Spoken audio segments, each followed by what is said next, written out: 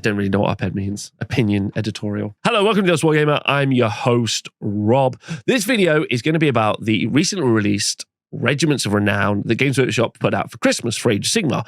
So this is going to be an opinion piece. And if you're someone who cannot hear negative things about their hobby or the thing that they love, then maybe don't listen to this. But I am going to be talking about the positives and I'm going to be talking about the negatives. And as you can see, I'm hanging out with the Twitch chat and they have been giving me their thoughts for the past couple of hours as we've been streaming, while we've been going through all of like the crunchy rules, which is another video I've made. Go check it out.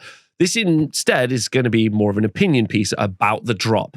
I guess this is kind of like the review. The other was what's in it, how's it work, and this is the review and going through it. Because I do have a lot of thoughts and feelings. I'd like to start out with, number one, I'm an Age of Sigmar fan. So that's kind of the crux or the bedrock of how we'll be forming this review.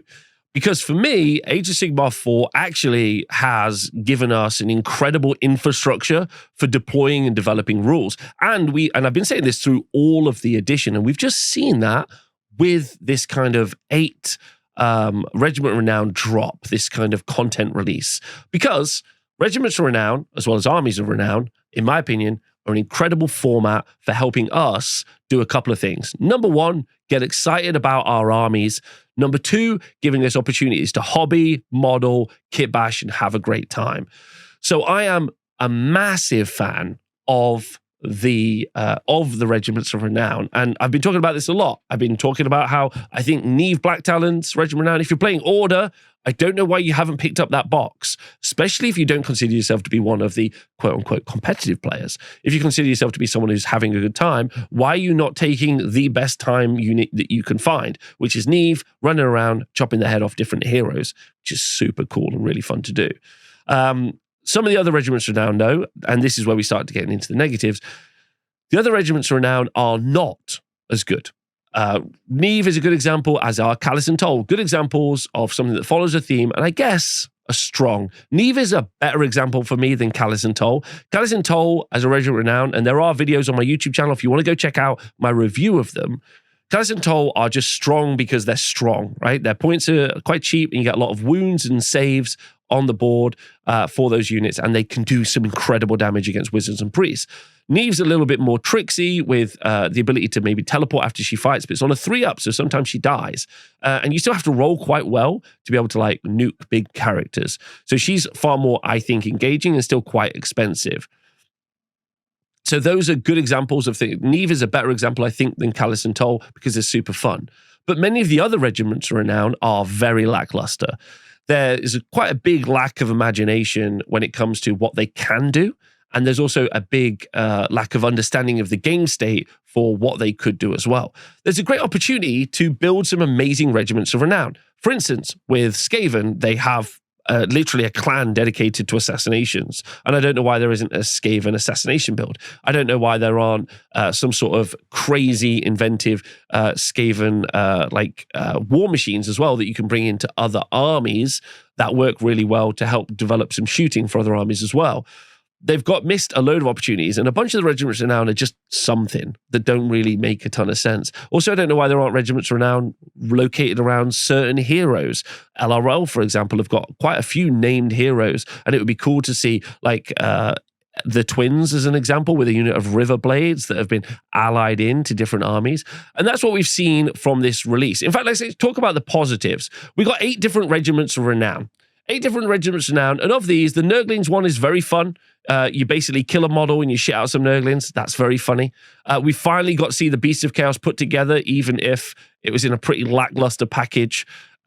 So I felt like that. You got pirates being pirates in the Exile Scavengers. That's super cool. I like that, and I think that's fun. But this is where we're going to start to get into the rules for these, because the problem is that the rules are pretty weak source. The first thing, let's talk about the Enforcers of the Tithe. There are 2 different rules on the first Regiment of Renown that need an FAQ. Collect the Tithe does not have any specification on you needing to be in combat to pick a model to roll a dice at. So I could be in one corner of the board, pick another model, another corner of the board, roll a dice, and if I roll over its wounds characteristic, I'm just going to kill it. Clearly meant to be in combat, but no proofreading done.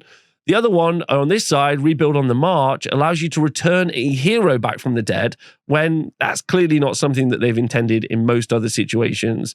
So that's also really weird as well.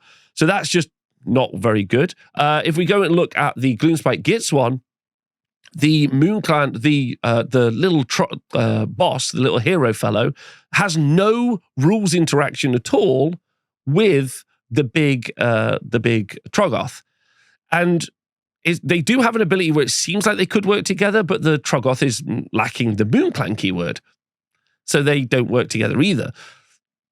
Clear oversight, because I think absolutely no one has actually read through these. Gargants are terrible, so that continues to be terrible. Nurgling's one is really fun, and if anything, maybe too strong. Immediately out the gate. Immediately too strong, because they don't really understand how it works. And then with the Long Lost Spirits, again, this is a lack of understanding how different units work. For instance, with the Long Song Spirit, if the Spite Revenants had been a unit of 10, or if the Goran Scions had actually had a unit of 6 Therodons, you would have had a more functional unit, even though it wouldn't have been very strong. So I personally think that that's a little bit weak as well.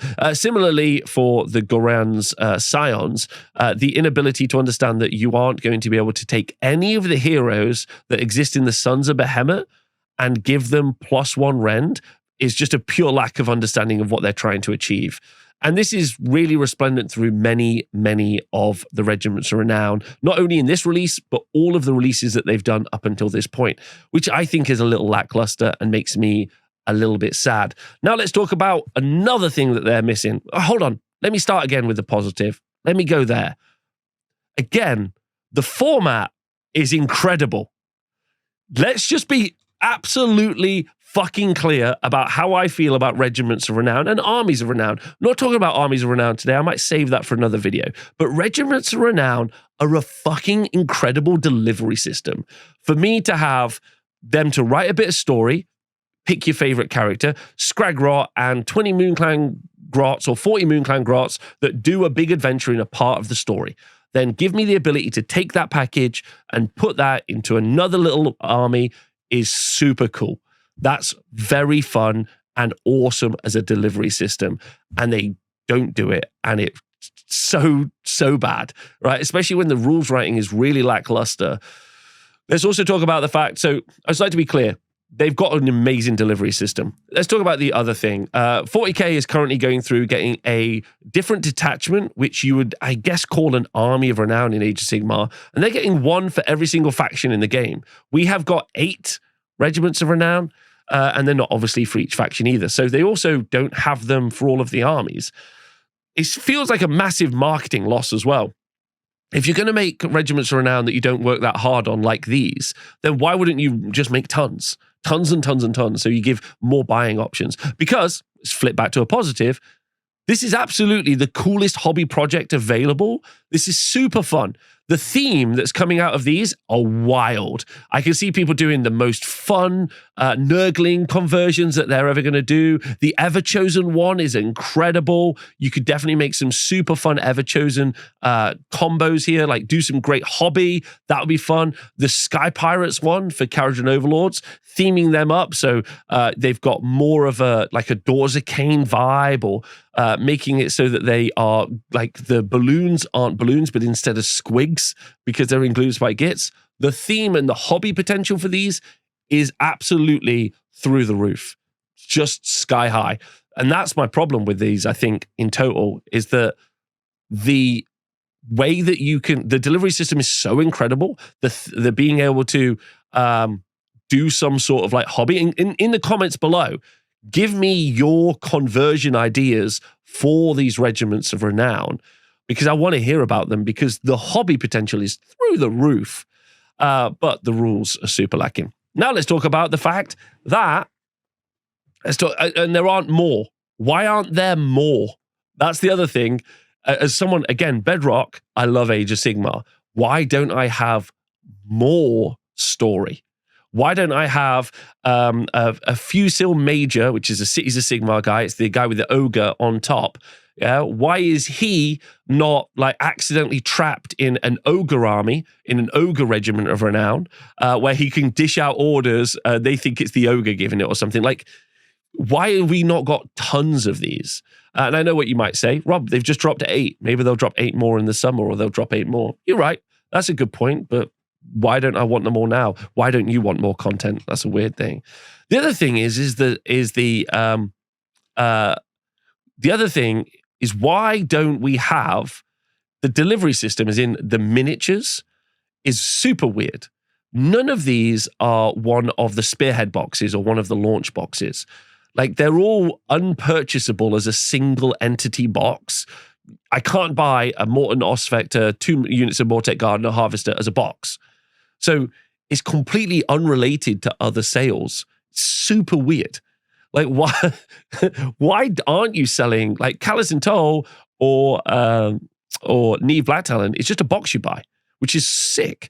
You're just like, I'm going to buy the Black Talons, I'm going to paint them up, and then I'm going to use them in my Sylvaneth army, I'm going to use them in my other army, I'm going to use them in whatever army I'm going to choose them in. It's wicked. It's a really great way of me understanding some of these, for example, like if you're like, I live in Nottingham, so I could just go to Warhammer World, but many people might be like, I can't get a Gunhauler, Skywardens, and an Endrin Master where I am because they're out of stock, or they've been out of stock on the web store for a while. So their delivery system is also super weak. Whereas if you don't even need to use all of the units in one of the Spearhead or Start Collecting boxes, you could just use a few. So this would mean that if you did end up buying a Start Collecting box or a Spearhead box or whatever they're called at the time, then you could be like, cool, I've bought the box. Oh, actually, 3 of the units from this are also a Regiment of Renown. That's pretty cool. I mean, you could have it so the whole thing is a Regiment of Renown. That would also be rad. But to absolutely miss their pick a box off the shelf system and deliver it, it seems insane to me. It seems like a terrible business decision, and I just don't understand it. So those are all my thoughts about the Regiments of Renown. And I made a video on Patreon about this week, I think, where I talked about Armies of Renown and Regiments of Renown and the structure of the game as it is, because we've got such an amazing way of us. Like, I know for a fact there are people right now giggling about taking all the Nurglings, or super excited about maybe trying to run the Therodons. Like, I'm kind of excited about maybe trying the Therodons. I'll probably just try and do it in Slaves to Darkness. That probably makes more sense. But having a theme, it's also why I really believe, and I'll make another video about this in the future if you want me to. Let me know in the comments below if you want me to, about micro-factions. I really believe we should have more micro-factions. Dark Oath should just be its own faction. Should just be its own faction with its own book that's free. Like, shouldn't be, not the book should be free, but rules should be free. Like the upcoming Gloomspike Gits, which all the cavalry, that should just be its own faction. It shouldn't be in Gits. That doesn't make any sense. It creates terrible internal balance, but I could talk about that in another video. But the new way that they have built the game, Armies of Renown, Regiments of Renown, means that all of that works so much better together. Oh my God, I forgot the last point, which I hate.